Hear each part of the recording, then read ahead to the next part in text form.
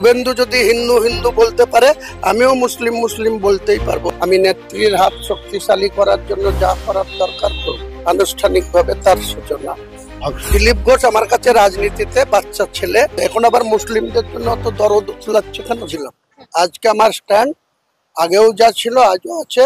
যা বলার যা করার, কিছু বলার দরকার হলে, কিছু করার দরকার হলে 15ই আগস্টের পর তখন জানতে পারবেন। এবং আনুষ্ঠানিকভাবে যদি কিছু করা হয়, আমি কোনো লুকোছাপা করে কোনো কথা বলি না, করি না। কোনো প্রয়োজন হলে, মানুষের স্বার্থে কিছু করার দরকার পড়লে সেটা সময় মতো করব।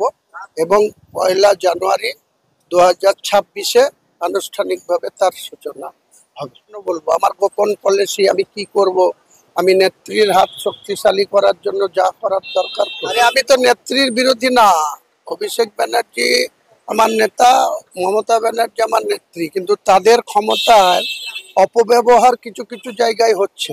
তাদের শোধন করার জন্য, তাদের সঠিক পথে আনার জন্য যেটা করার দরকার হবে করব, বলছি তো। ঘোষ কি বললো? দিলীপ ঘোষ আমার অন্নদাতাও না। আর দিলীপ ঘোষের রাজনৈতিক বয়স 2015 সালের আগে দিলীপ ঘোষকে কেউ চিনত? দিলীপ ঘোষ ঝাড়গ্রামের একজন ঘোষ পরিবারে জন্মগ্রহণ করেছে, মায়ের পেটে। তারপরে 2015 সালে ভারতীয় জনতা পার্টি দিলীপ ঘোষকে RSS এর ট্রেনিং ক্যাম্পে থেকে তুলে এনে রাজ্যের সভাপতি করেছিল। দিলীপ ঘোষের ভাগ্য ভালো যে দিলীপ ঘোষ বিজেপিকে টেনে অনেকটা উঁচুতে তুলেছে। 3টে MLA ছিল, 3টে থেকে 77-তে গেছে। 2টো MP ছিল, 2টোর থেকে 18-তে নিয়ে গেছে। কাজে দিলীপ ঘোষ বিজেপির কাছে তার গ্রহণযোগ্যতা আছে, বাংলার মানুষের কাছে তার যতটুকু করে দেখানোর দেখিয়েছে। আমাদের নিয়ে চর্চা করার দরকার না। আমার পলিটিক্যাল ক্যারিয়ার দিলীপ ঘোষের অনেক আগে থেকে, 1982 সাল থেকে আমি পলিটিক্স করি, 43 বছরের। আর দিলীপ ঘোষের 2015, আজকে 25, 8 বছরের। তা 8 বছরে, 9 বছরে, 10 বছরে, 12 বছর পর্যন্ত নাবালক বলা হয়, শিশু বলা হয়। তা দিলীপ ঘোষ আমার কাছে রাজনীতিতে বাচ্চা ছেলে, শিশু।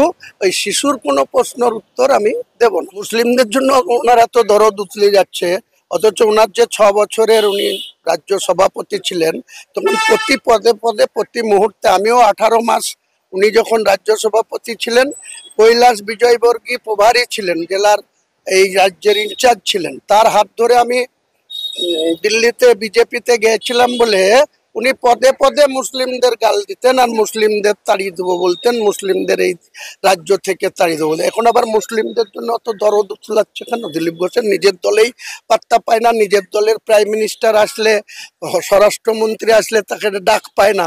তার আবার উপদেশ শুনতে হবে আমাকে? নিজের দলে কেন ডাক পায় না তাই জিজ্ঞেস করুন।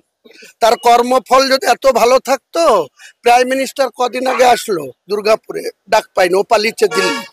তার আগে স্বরাষ্ট্রমন্ত্রী এসেছিল, তার আগে প্রাইম মিনিস্টার শিলিগুড়িতে এসেছিল, ডাক পেয়েছে? সে আবার এত নিজেকে হনু ভাবছে কিসের জন্য?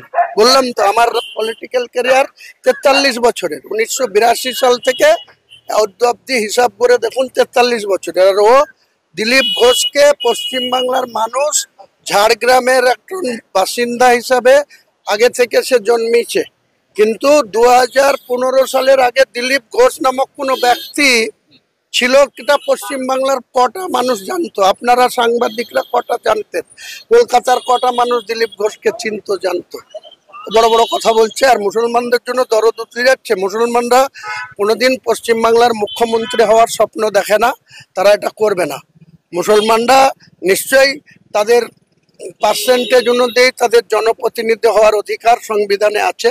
শুভেন্দু যদি হিন্দু হিন্দু বলতে পারে, আমিও মুসলিম মুসলিম বলতেই পারবো। রাজনীতির ক্ষেত্রে আমার কমকেও আমি শক্তিশালী করার চেষ্টা করব।